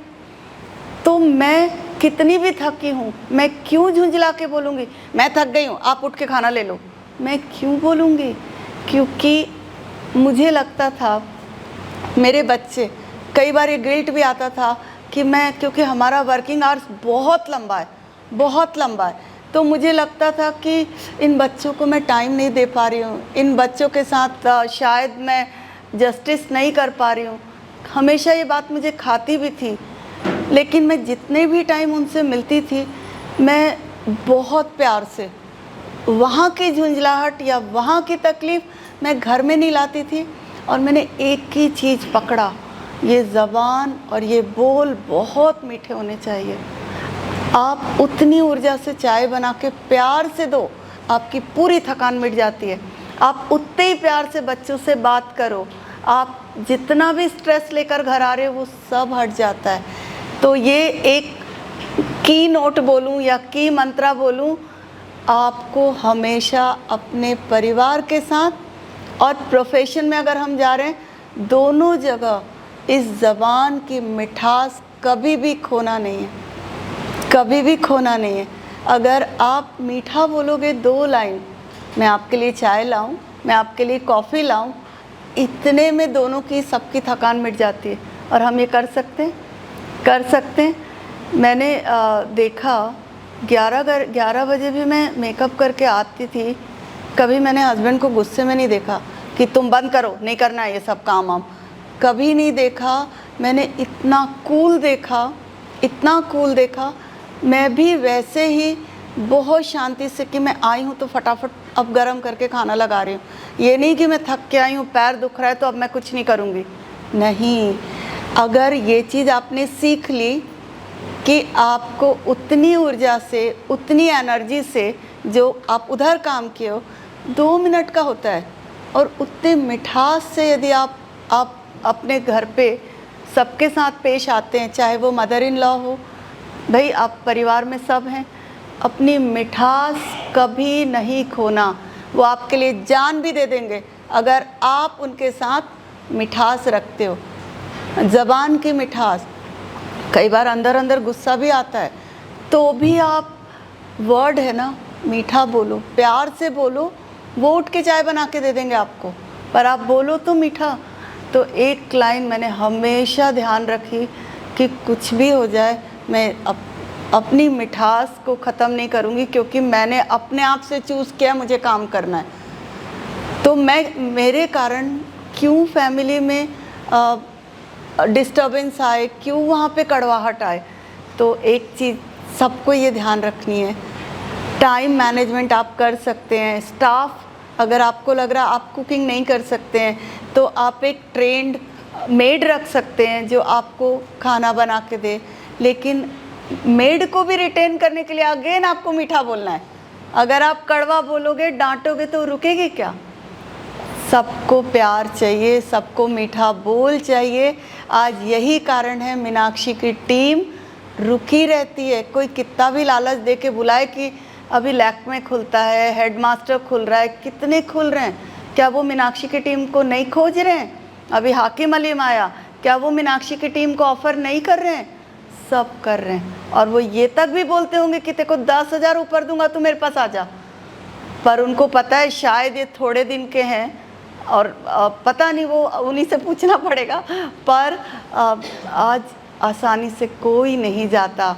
तो एक चीज़ हमें सीखने लायक है कि हम कितना भी हो अपना पेशेंस, धीरज, धैर्य लूज़ ना करें, और हम मीठा ही बात करें। हमें सर्विस इंडस्ट्री में रोज़ मैनेजर्स को समझाती हूँ, सर्विस इंडस्ट्री मतलब समझते हैं आप लोग, गाली खाना। हर क्लाइंट हमें डांट के ही जाता है, और हम मेंटली प्रिपेयर रहते हैं। जब वो पैसा देगा ना तो 2 बात सुना के ही जाएगा, कुछ नहीं तो इतना गंदा सैलून है, कुछ ना कुछ बोलेगा ही। आपको प्यार से रिएक्ट नहीं करना है, यस मैम मैं ठीक कराती हूँ, क्योंकि सर्विस इंडस्ट्री में आपको बहुत सुनना पड़ता है। और यदि आपने ये सीख लिया सहन करना, तो आप आगे बढ़ते चले जाते हैं। तो अभी मैं आपको बता रही थी स्पिरिचुअल जर्नी के बारे में। आपको एक छोटा सा टिप दे रही हूँ। हमारा 2 मन होता है, एक चेतन मन, एक अवचेतन मन। 2 मन होता है। चेतन मन के साथ हम दिन भर जुड़े हुए हैं। अवचेतन मन सिर्फ 2 बार खुलता है, रात को सोते समय और सवेरे जैसे हम उठते हैं, हमारी नींद खुलती है, उस टाइम हमारा अवचेतन मन जगा होता है। सिर्फ 15 मिनट अगर सवेरे का और रात के सोते समय का हम उस पर ध्यान देते हैं तो ये पूरी कायनात कॉन्स्पिरेसी कर षड्यंत्र करके वो चीज़ आपको देने में लग जाती है। तो उसके लिए उठते ही साथ सबसे पहले बैठ जाओ, बैठ के एक बार शिद्दत से अपने इष्ट देव को, भगवान को, गॉड को गुड मॉर्निंग कर सकते हैं और करना चाहिए। एक बार उस सुप्रीम फादर को या जो जिसको मानता है, एक बार गुड मॉर्निंग किए शिद्दत से, और एक बार तो उसको कहो कि भगवान तेरा लाख लाख शुक्रिया, तूने मुझे सब कुछ दिया। ये क्या अफर्मेशन है? पॉजिटिव थिंकिंग है। तो एक बार हम उससे कह सकते हैं, तुझे कोटि कोटि प्रणाम, तूने मुझे सब कुछ दिया, और आपको सारी चीज़ें मिलना शुरू हो जाएगी। एक बार कहो उससे, मेरे जैसा भाग्यवान कोई नहीं, मैं इस दुनिया की सबसे भाग्यवान सोल हूँ। बोल सकते हैं अपने आप को, कभी बोलो कि मैं भाग्यवान हूँ, मैं विश्व की सबसे भाग्यवान हूँ। ये आपका अफर्मेशन है। आप जब ये बोलते हैं तो आपका अवचेतन मन मानना शुरू कर देता है। कर सकते हैं, कोई कठिन बात तो नहीं है, क्योंकि हम हमेशा भगवान से कंप्लेन करते रहते हैं, तूने उसको ये दिया, मुझे तो तूने ये भी नहीं दिया, उसके पास मर्सिडीज़ है, मेरे पास तो मारुति है। मतलब हमारा कंप्लेनिंग नेचर होता है, तूने उसको इतना सुंदर बनाया, मुझे ही काली बना दिया। हर टाइम हम कंप्लेन करते हैं। उसको थैंक्स करो, गॉड को शुक्रिया करो। देखो आपको सारी चीज़, और आप सच्चाई देखो, आज तो भगवान ने हमें सब कुछ दिया है। आप देखो कितना दुख है दुनिया में, कितनी तकलीफ है, किसी का हाथ नहीं है, किसी का पैर नहीं है, किसी की आंखें नहीं है, कितना दुख है। तो हम खुले दिल से उसको बोल सकते हैं, भगवान तेरा शुक्रिया। थर्ड बोलो, आई एम सक्सेसफुल बीइंग, मैं विजयी रतन हूँ। 5 संकल्प ले लो, मैं विजयी रतन हूँ, आज का मेरा दिन बहुत शुभ है, आज की मेरी सारी मीटिंग बहुत सफल है, आज मैं जिससे भी मिलूँगा वो हर मीटिंग मेरी सफल होगी। हम सवेरे गुड वाइब्रेशन दे सकते हैं, हमारी फैमिली को दे सकते हैं। मेरे रिश्ते मधुर हैं मेरे सब के साथ, चाहे वो परिवार हो, चाहे वो कलीग्स हो, चाहे वो फ्रेंड्स हो, सबके साथ मेरे रिश्ते मधुर हैं। क्योंकि कितना भी हम आगे बढ़ जाते हैं, ये जो ऐसे ठस्सन चलती रहती है, किसी ना किसी के साथ हमारा 36 का आंकड़ा रहता ही है, और हम चाहते हैं आज वो नहीं दिखे तो अच्छा है। सोचते कई बार, एक बार सवेरे गुड विशेस दे दो सबके लिए कि मेरे रिश्ते बहुत मधुर हैं। और यदि आपको इसके साथ कुछ और अफर्मेशन, मेरे शरीर की एक एक कोशिकाएं स्वस्थ हैं, मैं निरोगी हूँ, मैं स्वस्थ हूँ, मैं धनवान हूँ, मैं चरित्रवान हूँ, हम ले सकते हैं ये अफर्मेशन, ले सकते हैं। और इसके बाद सेकंड आता है विजुअलाइजेशन। आप जो चाहते हो बनना, आप रोज़ देखो उसको। आपको मैं बताती हूँ, छोटा सा बिल क्लिंटन इतना गरीब था, झोपड़ी में रहता था, पढ़ने के लिए पैसा नहीं था। वो बच्चा एक स्कूल में घंटी बजाने की नौकरी करता था। तो वो टन टन टन, I the Bill Clinton will become one day president of America. छोटा सा बच्चा हर घंटी के टाइम ये रिपीट करता था, और एक दिन वो अमेरिका का प्रेसिडेंट बन गया। तो ये क्या था? ये क्या था? संकल्प शक्ति, अफर्मेशन, विजुअलाइजेशन। तो हम जो चाहे वो बन सकते हैं, हमें वो विजुअलाइज करना है, उस संकल्पों को पानी देना है, उसको शिद्दत से, पवित्र मन से, शुद्ध भाव से बार बार उसको पानी डालो, उस विचार को, और आप एक दिन वो बन जाओगे। एक सही का एग्जाम्पल बता रही हूँ। एक head of the department doctor थे, डीन थे, वो रिटायर हो रहे थे। उस दिन उन्होंने अपनी स्पीच में बताया कि मैं जिस दिन मेडिकल कॉलेज ज्वाइन कर रहा था उस दिन रैगिंग का डर था, बहुत सारे डर के साथ बच्चा जाता है कॉलेज, वो डर था। और उसी दिन मैंने ये सोचा एक दिन मैं इसी कॉलेज का, इसी विभाग, कोई विभाग, उस विभाग का हेड ऑफ द डिपार्टमेंट बनूंगा, और वो बन गया। अब देखो मेडिकल कॉलेज में देखो लड़के लोग फर्स्ट ईयर ज्वाइन करते हैं और उसी में लिख देते हैं, अभी वो डिग्री भी नहीं मिली फर्स्ट ईयर की, और लिख देते हैं नाम MBBS, PhD, MBBS, DM और क्या अमेरिका रिटर्न, और वो सुपर स्पेशलाइजेशन। पढ़ते भी ज़्यादा नहीं है, उस आखिरी 1 महीने पढ़ते हैं बस, और उसके बाद सब जो वो लिखे थे वो उसको अचीव कर लेते हैं। तो ये क्या है? ये हमारी इनर पावर है, या हम इसको कहें अवचेतन मन की पावर है, अफर्मेशन है, विजुअलाइजेशन है। हम जो सोचते हैं वो हम बन जाते हैं। तो हमें कैसा सोचना है? बहुत अच्छा सोचना है। कभी भी नहीं सोचना है पता नहीं आगे क्या होगा, नौकरी अच्छी मिलेगी कि नहीं, मैं क्या कर पाऊँगी, नहीं सोचना है। हमेशा अपने लिए बहुत अच्छा सोचो, मैं स्वस्थ हूँ, मैं एक्टिव हूँ, मैं एनर्जेटिक हूँ, मैं जो चाहे वो कर सकती हूँ। जब हम ऐसे पॉजिटिव थॉट्स लेते हैं तो हम आगे बढ़ने लगते हैं। रात को सोने के समय भी 1 सेकंड, सुबह से रात तक की दिनचर्या देख सकते हैं। सुबह से रात तक मैंने क्या क्या किया, किसी को दुख तो नहीं दिया, किसी को ज़ोर से तो नहीं बोला, किसी को तकलीफ़ तो नहीं दी, या कोई ऐसी बात है जो मुझे बार बार पिंच कर रही है, बार बार मैं उसके कारण टेंशन में आ रहा हूँ। तो एक बार अगर हम कई लोग डायरी लिखते हैं, बहुत लोग डायरी लिखते हैं, डायरी लिखना चाहिए। डायरी लिखने से हम हल्के हो जाते हैं। ये साइंस है इसके पीछे। आप डायरी लिखो, उसमें आप सुबह से रात तक क्या क्या किए, कोई बात ऐसी है जो आपको परेशान कर रही है, कुछ ऐसी बातें हैं जो आज बिना मतलब हमारा किसी से पंगा हो गया, सब लिख दो, लिख दो। हम तो उसको लिखते हैं भगवान के नाम पत्र।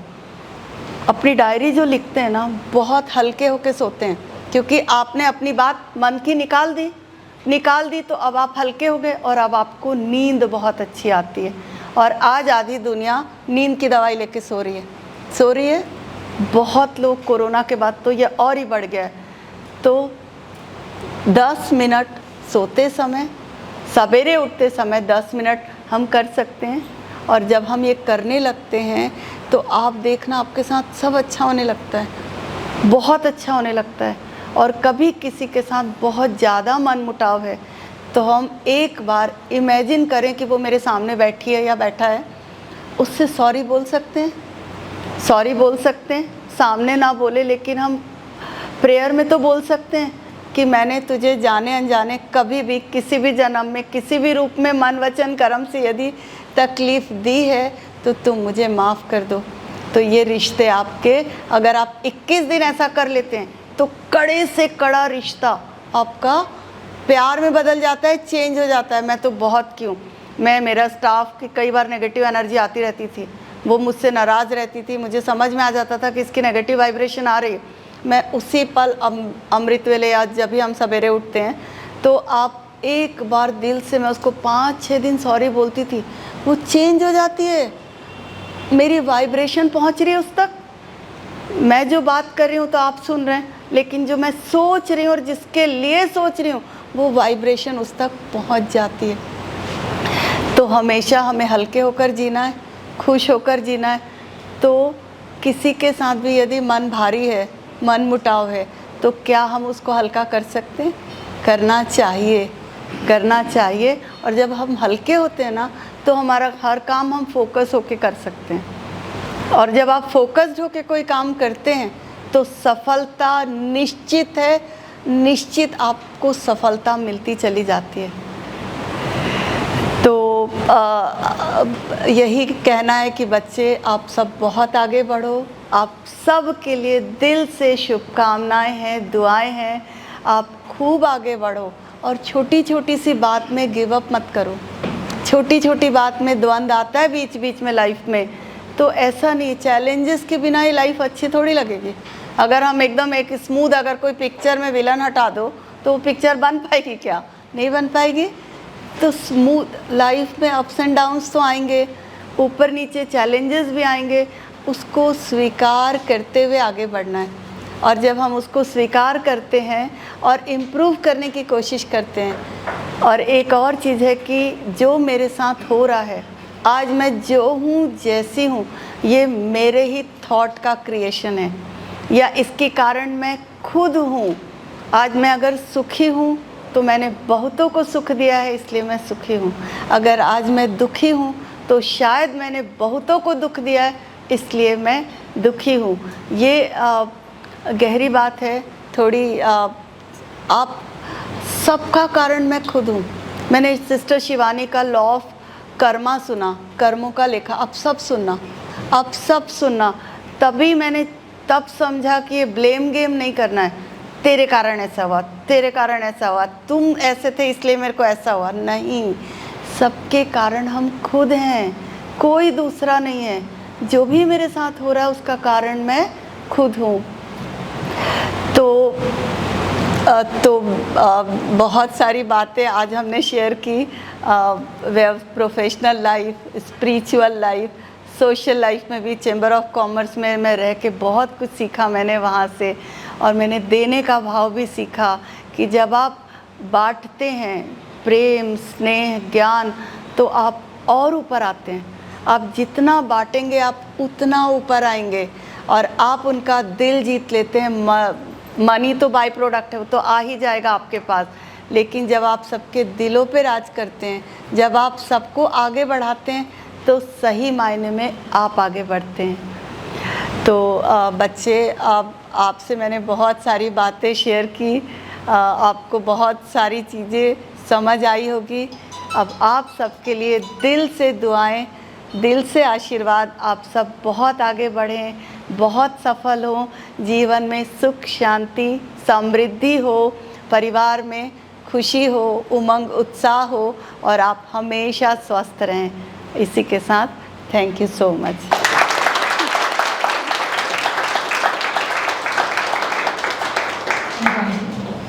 बहुत सारी गहरी बातें मैम ने बहुत ही कम समय में हमें बताई हैं। ये सब जीवन के मूल बातें हैं, सक्सेस मंत्रा हैं।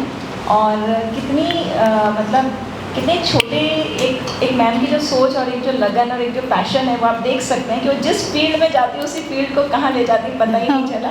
और वाकई मतलब बहुत ही कमाल का काम पूरी टीम करती है मैम की, और हम बिल्कुल आँख बंद करके रिलाई करते हैं। उनसे जो पूछते हैं वो भी एकदम सही बताते हैं। तो ये चीज़ मैं देखी हूँ, मैंने पर्सनली अनुभव किया है। और हमारे जो सवाल हैं, आप लोगों के मन में जो भी सवाल हैं उसके लिए हम थोड़ा समय दे सकते हैं। शिल्पी के बारे में भी बाबा, मैं बहुत ज़्यादा शिल्पी के लिए मैं क्या कहूँ, मैं बहुत वेट बढ़ गया था मेरा। और शिल्पी की इतनी प्यारी बच्ची है मनीषा, तो शिल्पी से मैंने डाइट ली कि मुझे मेरी बहू आई, पोता हुआ, तो मैं थोड़ा सब चीज़ से ध्यान हट के वज़न बढ़ गया था।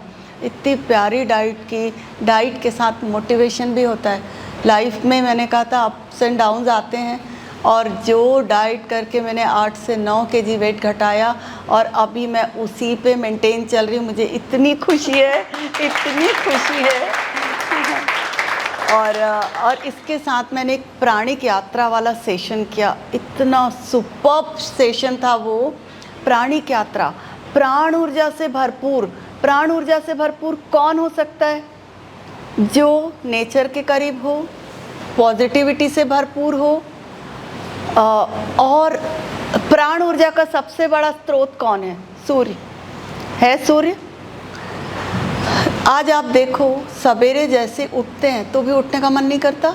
आधी दुनिया का तो नहीं करता, फिर थोड़ी देर और सो जाते हैं, थोड़ी देर और सो जाते हैं। हम सोकर उठते हैं, उसके बाद भी हम थके रहते हैं। क्यों? क्योंकि प्राण ऊर्जा की कमी हम में। और इस प्राण ऊर्जा के लिए मैंने बहुत सुंदर, आज मैं 45 मिनट सन गेजिंग करती हूँ। सन गेजिंग एक ये इतना सुंदर चैप्टर है, बोलोगे तो मैं शिल्पी जी को भेजती हूँ, आप सबको वो फॉरवर्ड कर देंगी। सूर्य ऊर्जा, की खोज की थी हमारे यहाँ से उमा शंकर योगी ने। ये पौंडीचेरी के थे। पौंडीचेरी में ये एक टाइपिस्ट थे। बताऊँ 2 मिनट? प्राण ऊर्जा, ये एक जनरल बात बता रही हूँ जो आप सब कर सकते हो, कोई पैसा नहीं लग रहा है इसमें, कुछ नहीं लग रहा है। सन गेजिंग, सन से अगर हम ऊर्जा लेते, सन गेजिंग मतलब सन त्राटक। एक होता है सन बाथिंग, जो कि सब कोई विटामिन डी के लिए फॉरेनर्स आते हैं, वो कितने घंटों धूप में रहते हैं, और आज की तारीख में सबको विटामिन D3 की कमी है, तो वो इतने कमज़ोर हो जा रहे हैं। B12 और D3 की कमी है। डॉक्टर के पास जाओ तो सबसे पहले वो D3 टेस्ट कराता है, और हम लोग AC में रहते हैं, अंदर रहते तो D3 मिलता ही नहीं हमको। सन गेजिंग, सन त्राटक, ये क्या करता है? आपको ऊर्जा से भरपूर कर देता है। आपके अंदर अनंत शक्ति और पूरे शरीर में वो ऊर्जा आ जाती है जिसमें कि हीलिंग एनर्जी होती है। और इसकी खोज की थी उमा शंकर योगी, हीरा रतन मानेक। और इससे क्या होता है, जब आप सूर्य देवता अगर नहीं होता तो क्या ये धरती चल सकती थी? आज पूरा फल, अनाज, सब्जियां हम जो खा रहे हैं, कहाँ से खा रहे हैं? सूर्य ऊर्जा से प्लांट ग्रो हो रहा है, सारे फल, सारे अनाज, सारी सब्जियां मिल रही है, उससे हमें ऊर्जा मिल रही है। तो जब हम सन गेजिंग करते तो डायरेक्ट न्यूट्रिशन हमको मिल रहा है, और जब डायरेक्ट और हीलिंग, सूर्य में जो हीलिंग पावर है वो किसी में नहीं है। तो सन गेजिंग के लिए बस यही है कि हम सवेरे जो उगता सूरज और डूबता सूरज, उगता सूरज अगर लें तो अभी 5:35 पे सूरज दिख रहा है, पर ये ठंड और गर्मी के अनुसार टाइम थोड़ा सा ऊपर नीचे हो जाता है। शुरुआत 10 सेकंड देखना है, 10 सेकंड से शुरू करना है, और धीरे धीरे बढ़ते बढ़ते इसको आगे हम बढ़ा सकते हैं। वो उमा शंकर योगी ऐसे ही वो चट्टानों पे समुद्र के किनारे बैठ जाता था और ऐसे सूर्य को देखता रहता था। देखते देखते उसको देखने लगा कि उसको आँख नहीं जल रही है, और उसको बहुत अच्छा लगने लग गया, उसका एनर्जी लेवल बहुत हाई था। अब धीरे धीरे वो देखा कि उसको नाश्ता करने का मन नहीं करता है, और एनर्जी लेवल उतना ही। फिर धीरे से उसको रात का खाना भी वो खाना छोड़ दिया, एनर्जी लेवल उतना ही। तो वो फिर इसके ऊपर रिसर्च करना शुरू किया कि कैसे ये ऊर्जा मुझे मिलती जा रही है। और फिर बेयरफुट वॉक, सन गेजिंग, बेयरफुट वॉक्स, प्राण ऊर्जा धरती से हमें मिल रही है। तो इसके ऊपर उसने इतनी रिसर्च की। फिर हीरा रतन मानेक, इनका भी आप देखेंगे कि सूर्य से इतनी शक्ति होती है कि आपका याददाश्त बढ़ जाएगा, आपका मेंटल फिजिकल बैलेंस बढ़ता चला जाएगा, आपका ब्रेन सुपर कंप्यूटर हो जाएगा, पूरी बीमारियां ठीक हो जाती है, आप पूरी निराशा, उदासी, एंग्जाइटी सब खत्म हो जाती है, और आप ऊर्जा से भरपूर हो जाते हैं। तो सन गेजिंग मैं चाहती हूँ आप सब सीखो, और इसको करना चाहिए। अगर सुबह हम जल्दी नहीं उठ पाते तो हम शाम को कर सकते हैं। बेयरफुट वॉक, ये भी हमें थोड़ा टाइम सवेरे के टाइम बेयरफुट वॉक करना चाहिए, ताकि प्राण ऊर्जा हमें, धरती की प्राण ऊर्जा भी हमें मिले। तो इसमें और 2-4 चीज़ें हैं। प्रकृति के करीब जाओ जो प्राण ऊर्जा से भरपूर होता है। तो इस तरीके से अगर हम थोड़ा सा नेचर के करीब जाते हैं, पॉजिटिविटी से भरपूर होते हैं, तो हमारी लाइफ और सुंदर हो जाती है। काम तो हमें करना ही है, काम भी करना है, घर भी देखना है, पर इसके साथ यदि हम ऊर्जा से लबरेज होते हैं, भरपूर होते हैं, तो हम और आगे बढ़ जाते हैं। और ये शुरुआत तो हम शिल्पी मैम से किए थे। इतना अच्छा समझाई थी मुझे। मैं तो फूडी हूँ, इतनी फूडी थी कि मैं सोच भी नहीं पाती थी कैसे डाइट करूँ, और इतना अच्छे से समझा के आगे बढ़ा दिया कि मैं मेंटेन हूँ अभी तक, और अच्छे से चल रही हूँ एक्सरसाइज के साथ में। तो थैंक यू शिल्पी को, और मनीषा जी मेरी प्रेरणा, ये भी कितनी पतली हो गई हो और इतनी अच्छी लग रही हो। तो आप सबको दिल से शुक्रिया, इतने प्यार से, सम्मान से आपने बुलाया। मुझे सुने कुछ गलत हुआ होगा तो मैं सॉरी भी कहती हूँ कुछ, और आप सब ने इतने ध्यान से सुना, उसके लिए बहुत थैंक्स, बहुत थैंक्स, शुक्रिया।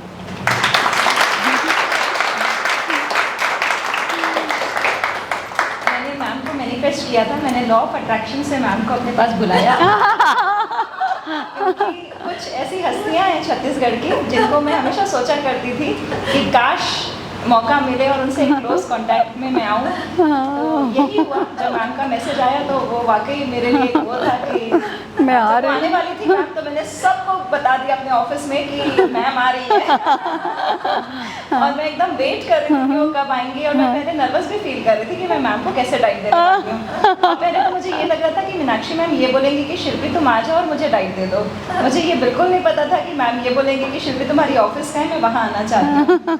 और वो आई और उन्होंने जो मेरे से समझा, और मुझे वाकई समय थोड़ा सा लगा, लेकिन मुझे ये बहुत अच्छा लगा कि जो आउटपुट था वो अमेजिंग था। तो मैं खुद उसके लिए बहुत ज़्यादा मैम की डेडिकेशन और वो जो विल पावर है वो रहता ही है। तो अगर हमारे कोई सवाल हैं तो हम उसको ले लेते हैं क्विकली, नहीं तो सेशन को ओके।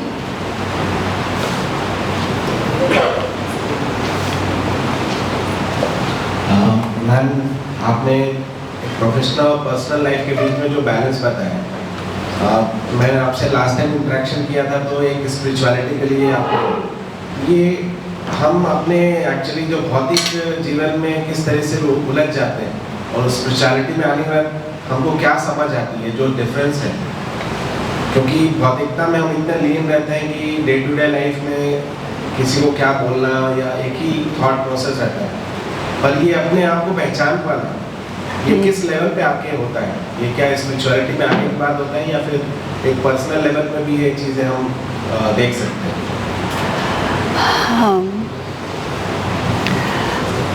वैसे तो ये स्पिरिचुअलिटी में आने के बाद मुझ में बहुत आया। मैं तो एक संस्था से बहुत ज़्यादा जुड़ी हुई हूँ, तो मुझे वहाँ जाकर बहुत समझ में आया कि आप कैसे अपने अंदर पावर भर सकते हैं, उस सुप्रीम पावर के साथ कनेक्ट होकर उसकी सारी ऊर्जा और शक्ति आप अपने अंदर कैसे ले सकते हैं। मैं ओम शांति, आप शायद जानते होंगे, मैं उनकी बहुत हार्डकोर फॉलोवर हूँ। ब्रह्मा कुमारी जिसमें शिवानी सिस्टर हैं, मैं अमृत वेला उठती हूँ, जल्दी 4 बजे उठना, मेडिटेशन करना, 1.5 घंटे मेडिटेशन में बैठती हूँ। शाम को भी जब टाइम मिलता है तो मैं मेडिटेशन में ज़रूर बैठती हूँ, क्योंकि मुझे ये लगता है कि समय बहुत कम है। कल किसी ने देखा है? नहीं देखा। कल क्या होगा पता है? किसी को नहीं पता है। तो हम जो काम कर रहे हैं, इसके अलावा भी हमें पुण्य कर्मों का खाता बहुत जमा करना है, सत्कर्मों का खाता बहुत जमा करना, और यही हमारे साथ जाएगा।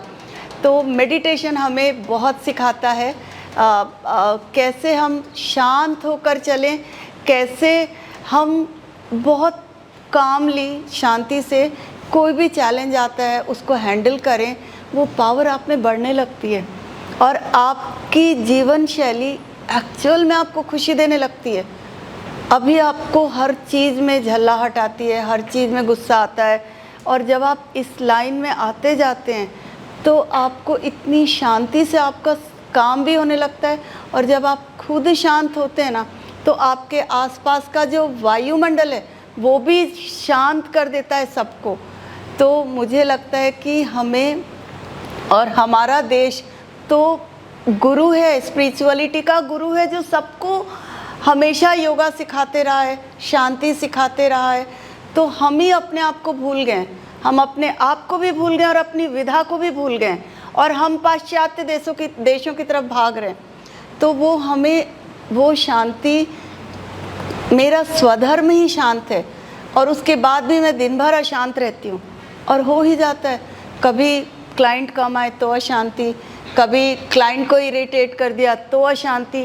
तो हमें थोड़ा सा किसी एक्सपर्ट के साथ अगर हम सुनते हैं तो हम उसको और अच्छे से फॉलो करते हैं, और हमारा ब्रेन उसको समझ के करता है फॉलो। तो जैसे गीता है ना, गीता हमें रोज़ पढ़नी होती है, गीता बोलते हैं ना, गीता का रोज़ अध्ययन करना चाहिए। तो जो हम पढ़ते हैं वो गीता ही है।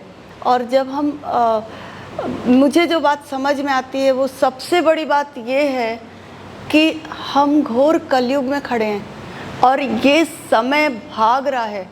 आज आप देखो, 1 सेकंड में उड़ीसा एक्सीडेंट हुआ,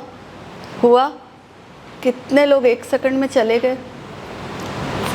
गए। कभी भी कुछ भी हो सकता है, आज एक्सरसाइज करते किसी की भी जान चली जाती है। तो हमने क्या पुण्य का खाता इकट्ठा किया है, हम क्या अपने साथ लेकर जाएंगे। ये जो दिख रहा है ये सब यहीं रह जाने वाला है, कुछ नहीं जाएगा मेरे साथ में। क्या जाएगा? मेरे पुण्य कर्म, मेरे सत्कर्म, मेरे अच्छे संस्कार, यही मेरे साथ जाएंगे। तो हर पल ये ध्यान रखना है कि कोई भी घड़ी अंतिम घड़ी हो सकती है। तो मैंने क्या जमा किया, क्या पुण्य का खाता इकट्ठा किया। तो इसी के लिए हमें दोनों चीज़ चाहिए रहती है। और यदि कोई हमें गाइड मिल जाता है, गाइडेंस मिलता है, तो हम और अच्छे से कर पाते हैं, क्योंकि उसके पहले तक हम सोच नहीं पाते। हम भौतिकता में इतने आगे दौड़ रहे हैं। मैं सच बता रही हूँ, जब मैं सैलून मेरा टॉप में चल रहा था, मैं हवा में उड़ती थी, लेकिन मेरी मम्मी ने मेरे को शिवानी दीदी का एक चिप गिफ्ट किया लाके, और मम्मी बोली तू सुन इसको। मैंने बोला ठीक है माँ, इस बार पक्का सुनूंगी। और मैं अपने मैनेजर को बोली तो इसको मेरे मोबाइल पे डाउनलोड कर। और उसका जो मैंने पहला चैप्टर सुना, इजी लाइफ बिजी डॉक्टर ऐसा था, पर उनकी एक एक लाइन मैंने सोचा मैं कर क्या रही हूँ और मुझे क्या करना चाहिए। इतनी सुंदर बातें उसने बोली जो आज तक मेरे को गहराई से अंदर गई। वो बात ये थी, उन्होंने बोला जैसे हम बड़े संत महात्मा उनकी दृष्टि के लिए भी तरसते हैं कि वो हमें देख लेंगे और हमारी तबीयत ठीक हो जाएगी। उनका कपड़ा भी टच हो गया तो हमारा उद्धार हो गया। वो क्यों? क्योंकि उनका ऑरा मंडल कितना प्योर है। और क्यों ऑरा मंडल प्योर है इतना? क्योंकि वो हमेशा देने के ऑरा में बैठते हैं। देना देना और सिर्फ देना। ओफ, मैंने वो बात समझी कि आप सपोज़ मेरे पास क्लाइंट आते हैं या एक डॉक्टर है, डॉक्टर के पास जितने भी पेशेंट जा रहे हैं, कितना विश्वास करके जा रहे हैं, कितना ट्रस्ट करके माँ अपने बच्चे को डॉक्टर को सौंप देती है।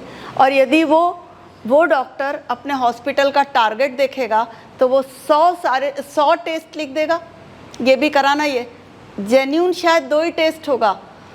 अभी क्या उसका ऑरा देने का है? नहीं, उसका जो भाव है वो लेने का है कि मैं कितना ज़्यादा इससे ले लूँ। तो जब हम देने के भाव में बैठते हैं, या मुझे सही सलाह देनी है, मुझे सिर्फ ये दवाई लिख दूँ तो भी वो ठीक हो जाएगी, तो अगर हम ये देने का ऑरा बनाते जाते हैं ना, तो वो ऑरा अपने आप बनने लगता है। और जब हम उस भाव में आने लग जाते हैं तो हमारी को सफलता निश्चित तौर पे मिलनी शुरू हो जाती है। मैंने उस दिन से इतना ठाना कि कभी भी किसी को भी गलत सलाह नहीं देनी कि मेरा बिज़नेस और बढ़े तो मैं उसको और महंगे में ले जाऊं। नहीं, मेरे को ये देखना है कि जेन्यून उनके लिए क्या है, मैं कितना उसके लेवल पे ही मैं उसको सलाह दूं। तो ये चीज़ मैं बार बार जब उनकी क्लासेस सुनती गई, चेंज होती चली गई, इतनी चेंज हुई उनकी सारी। मैंने उसके बाद उनका लॉ ऑफ कर्मा सुना, ये कर्मों का लेखा जोखा, मैंने इसको भी अपने आप को चेंज किया। पेरेंटिंग सुना, कई बार हमें बच्चों के लिए हर बार हम सोचते हैं क्या करेगा ये, 10-10 बजे सो के उठता है, कुछ नहीं करने वाला। हर माँ ये बच्चे के लिए सोच ही लेती है हम, लेकिन अब आप माँ की दुआ सबसे ज़्यादा लगती है। तो इतनी सुंदर वो क्लास थी कि आपको उसको हर पल ब्लेसिंग देना है बच्चे को, हर पल उसके लिए सोचना है मेरा बेटा बहुत होशियार है, मेरा बेटा बहुत बड़ा इंडस्ट्रियलिस्ट बनेगा। रोज़ जब आप उसके लिए ऐसा सोचेंगे तो एक माँ की दुआ उसको लगती चली जाती है। आप कमी नहीं देखना है, आप उसको क्या बनाना चाहते हो ये आपको सोचना है, और डेली उसके लिए सोचना है कि ये उसके गुण देखने, अवगुण नहीं देखने हैं। तो जब आप अपने आप को चेंज करने लगी, मैं जब सुनते सुनते मैंने इतनी सारी कि ये देवता कुल के बच्चे हैं, मैंने थॉट क्या लिया उनके लिए। नहीं तो पहले बस यही लगता था पता नहीं 11 बजे सो के उठते हैं, कितने सफल होंगे, कैसे सफल होंगे, यही ख्याल आता है, यही ख्याल आता है बच्चों के लिए।